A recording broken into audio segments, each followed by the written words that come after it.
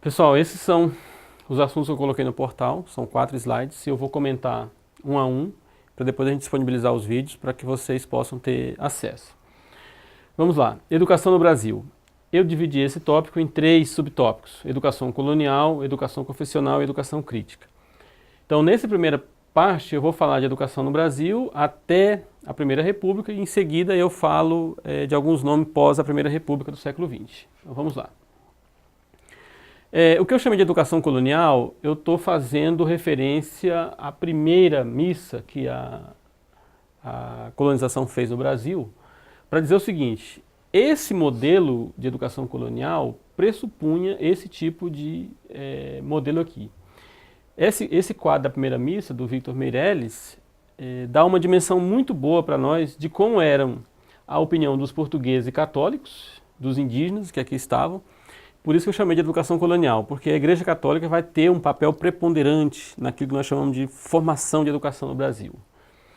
Depois dessa missa, nós temos o segundo passo dessa educação colonial, que é a educação dos jesuítas.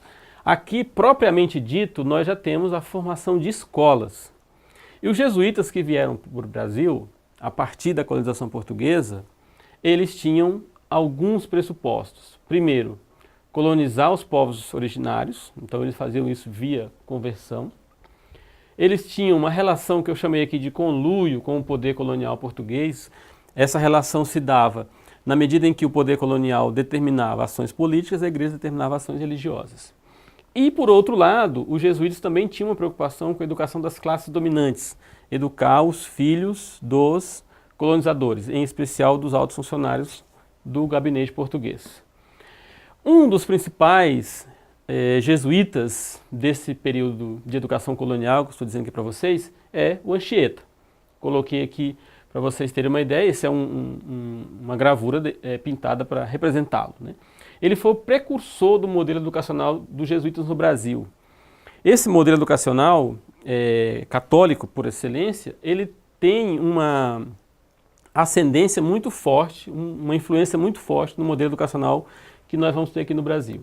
Um outro padre também que influenciou profundamente a formação desse modelo organizacional foi o padre Antônio Vieira, que escreveu vários sermões que a gente conhece, a obra dele chamada Os Sermões. O padre Antônio Vieira, ele dava um caráter mais intelectual para falar do que seria a organização da escola e da política colonial e como que isso poderia fazer com que o Brasil se tornasse um local importante, que rendesse dividendos e que pudesse devolver à coroa portuguesa muitos impostos. Também o padre Antônio Vieira não deixou de escrever sobre o trabalho escravo. Vejam vocês, ele justificava o trabalho escravo dizendo que os indígenas não tinham alma e que, portanto, podiam ser escravizados. Essa mentalidade do padre estava de acordo com os interesses da colônia portuguesa aqui no Brasil. A partir desses dois padres, então, nós tivemos um modelo educacional constituído no Brasil que sofreu rupturas. Lembre vocês, o modelo educacional estava ligado com a igreja e o poder colonial.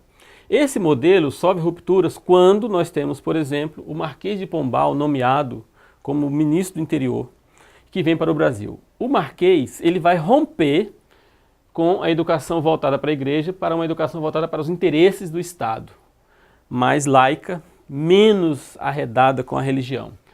Só vejam bem, esse modelo aqui ainda continua colonial, apenas vai distinguir os interesses. Depois dele, nós temos o período imperial, propriamente dito, que é quando a família real portuguesa vem para o Brasil. Eu coloquei aqui para vocês uma gravura, que está lá no portal do Portinari, chamado A Chegada de Dom João VI no Brasil. Esse período imperial, ele começa a ter um outro modelo de relações com a educação no Brasil, porque agora os filhos da classe dominante não mais tinham uma educação só católica, agora vão ter uma educação católica instituída pela própria família real no Brasil. Depois disso, vejam vocês, nós temos o fim do período imperial e o início da República. Esse início da República, que é o fim da monarquia, nós vamos instituir no Brasil reformas. A primeira grande reforma feita por Benjamin Constant defendia o ensino gratuito. Essa reforma ela é importante porque aquele ensino que nós estamos falando aqui agora há pouco da Igreja Católica, ele é um ensino remunerado e pago pelos pais dos estudantes. Agora nós vamos defender um ensino gratuito em que o Estado é responsável pela despesa da escola. Essa Primeira República, vejam bem, ela também tem um contexto, especialmente no início do século XX, extremamente revolucionário.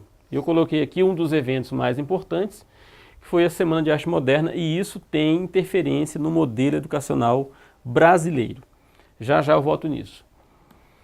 A Semana de Arte Moderna, começando o século XX, ainda no contexto da Primeira República, ela está ao mesmo tempo da fundação do Partido Comunista e da Coluna Prestes.